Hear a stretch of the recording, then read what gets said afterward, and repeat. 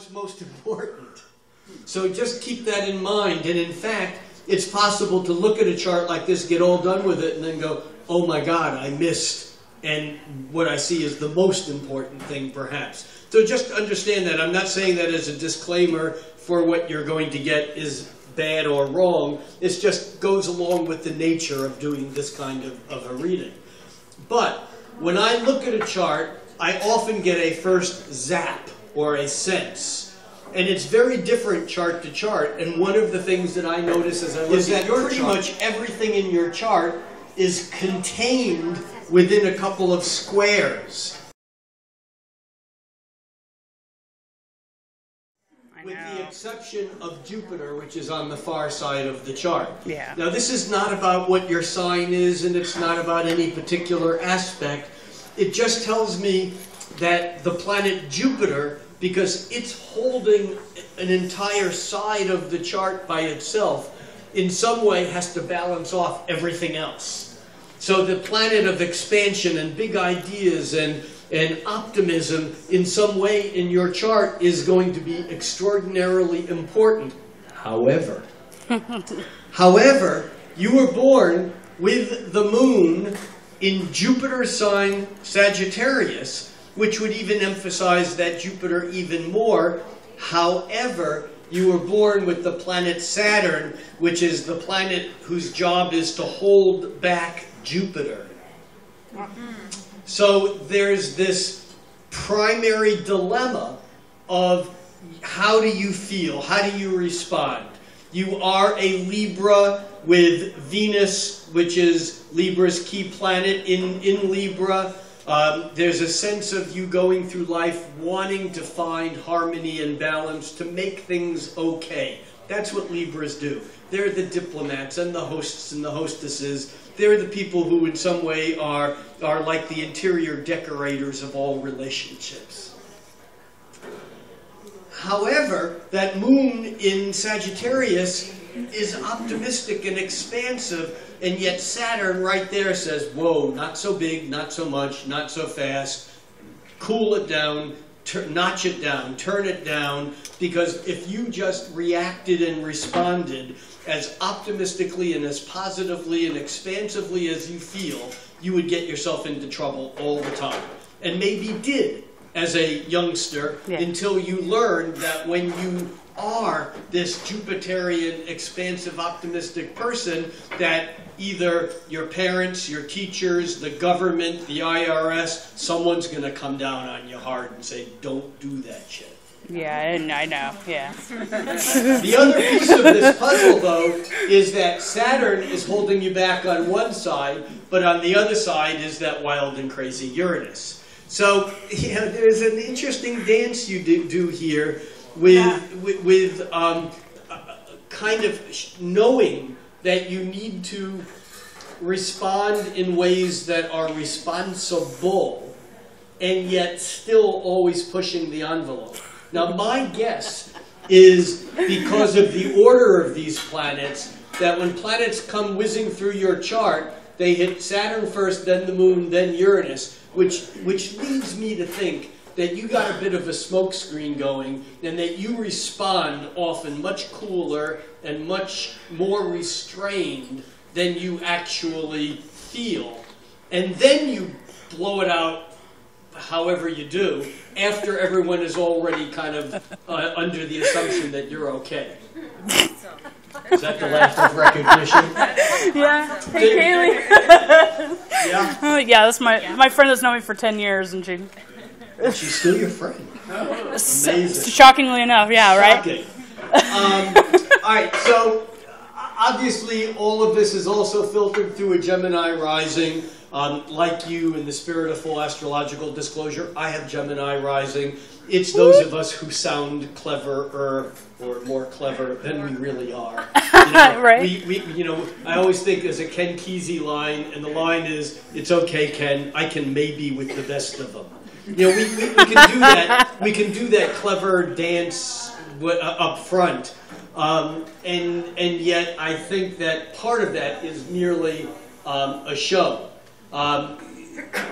Mercury in Scorpio, close to Pluto, there's a part of you that holds on to a lot of the deepest emotions and pulls them in and doesn't expose them or reveal them, you know, unless you know that you're willing to go there or the person that you're with is willing to go there.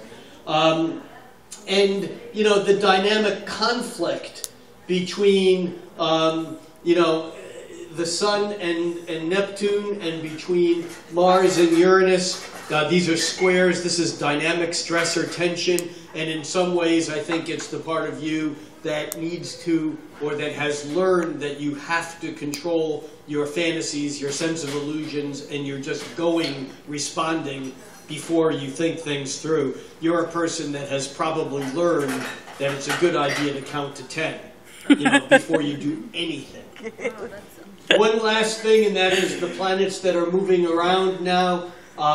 Uranus right now is at 15 degrees of Aries, opposite your Venus, and Pluto is at 15 degrees of squaring your Uranus. I would imagine that the last few years have been a lot of change in relationships, change, you know, in just your own dynamics of how you relate to other people. And right now, with Uranus and Pluto both, you know, making strong aspects to your natal Venus, whether it's money is kind of crazy or screwed, or whether your relationships are in a state of upheaval or transformation, I think that all of that is playing through for you now. Does that make sense? Yeah, is that also my Saturn return is happening now? Oh yeah, that.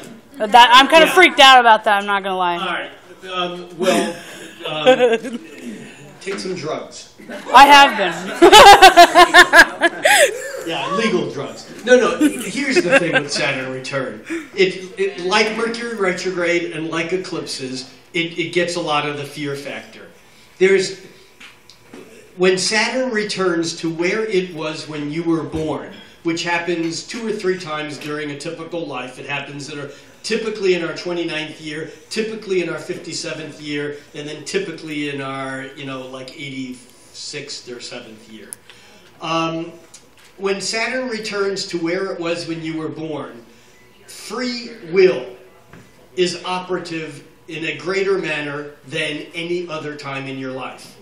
The fear comes from this whole performance factor, the pressure of like having to grow up. But it's much more difficult going into the Saturn return than going through it or coming out of it. That it's like you've been climbing a mountain for the last, year or so, and for the next year and a half until that Saturn actually returns, it may feel like you're looking back and saying, where have I been? What have I done? What's worked? What hasn't worked? What do I want to do? Where do I want to be when I grow up? And what you do now, what was that, Tyler? What if you don't want to grow up? Thank you, Tyler. Tough. What you do now has great impact on what you will be then. And here's what I like to do. I like to employ, around a Saturn return, you have time coming into it for the next year and a half or so, employ the God phone. Do you know what the God phone is? The God phone was conceived by this physicist named Jack Sarfati, and the question, this is a real question, does getting a phone call from yourself sometime in the future, today, defy any laws of physics? And it turns out that it doesn't. And it's actually called retrocausality. This is like a real term in modern theoretical physics. How a future event affects the present or the past. My brain hurts just saying that. Welcome to the world of quantum physics. Now, what you can do is this. Spend time in meditation, if not every day, every few days. And think about your life. Imagine you at age 60. Or 57. But far enough into the future that you can't even imagine this. And at first it's just going to seem alien. You won't be able to do it.